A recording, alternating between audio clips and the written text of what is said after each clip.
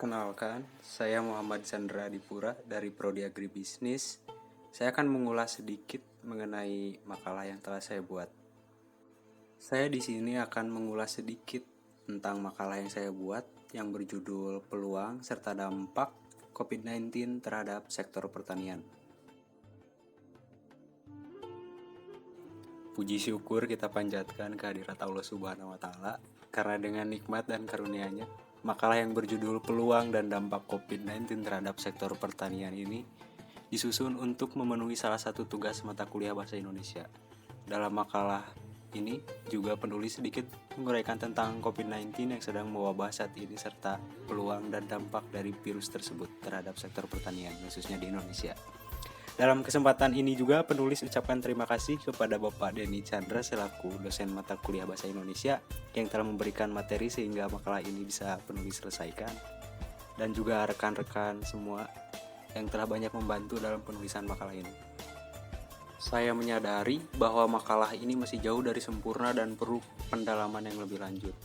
Oleh karena itu, saya mengharapkan kritik dan saran dari para pembaca.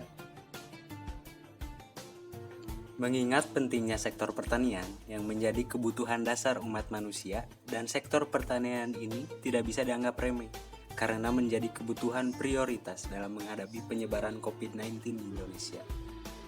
Seiring dengan makin mewabahnya COVID-19 di Indonesia, COVID-19 ini berdampak ke sejumlah sektor usaha, mulai dari pariwisata hingga perdagangan.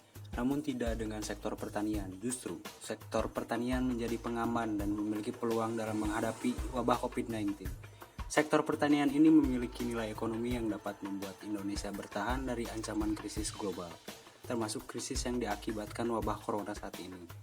Hal tersebut karena sektor pertanian selalu menjadi kebutuhan sehari-hari dan pengerjaannya tidak terlalu sulit, yaitu halnya memakan waktu tanam selama 3 bulan. Kondisi saat ini sebagai momentum untuk menggenjot produksi pertanian seperti buah dan sayur-sayuran serta komoditas perkebunan untuk meredam impor.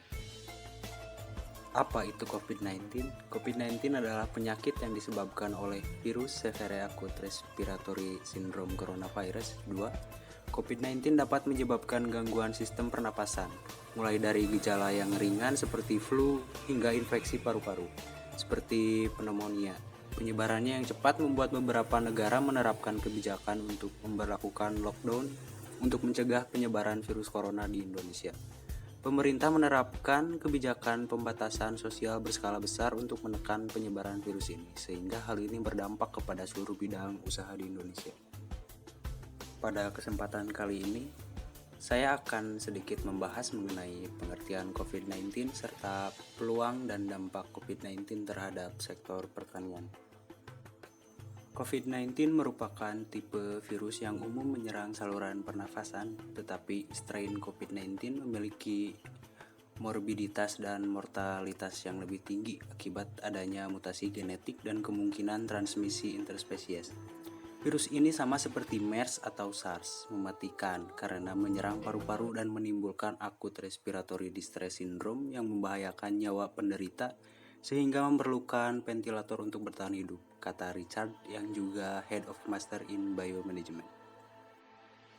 Dengan mewabahnya COVID-19 di Indonesia ini, ada beberapa peluang yang terjadi yang disebabkan oleh COVID-19.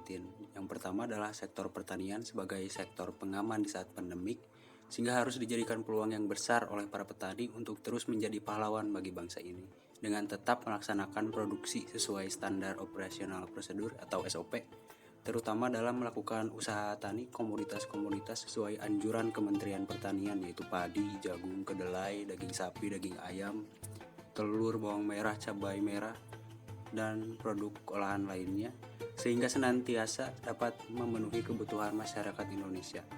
Dan juga dengan kondisi saat ini dapat berpeluang dalam mengurangi saluran pemasaran produk pertanian, sehingga para petani dapat meningkatkan kesejahteraan mereka dengan tidak banyaknya lembaga-lembaga pemasaran yang terlibat sehingga efisien proses pemasaran.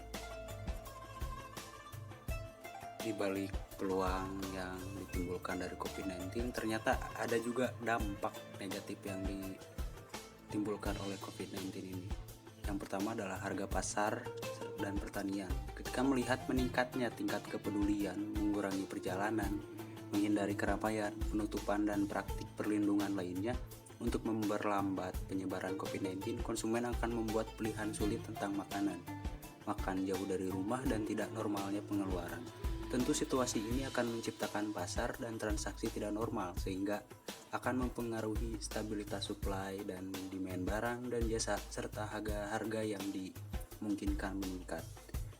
Terus kedua adalah tentang kesehatan petani. Petani adalah populasi yang relatif lebih tua dibandingkan dengan populasi pekerja umum. Jika COVID-19 tidak terbendung hingga menembus petani, dampaknya dan menimbulkan kepanikan aktivitas akan menambah keterpurukan produksi pangan. Data dari negara lain yang telah melakukan pengujian yang lebih luas menunjukkan bahwa COVID-19 memiliki tingkat keparahan yang jauh lebih tinggi bagi mereka yang berusia 60-an dan lebih tua. Yang berarti bahwa rekomendasi pencegahan dan perlindungan harus menjadi perhatian serius pemerintah serta kesadaran masyarakat untuk waspada.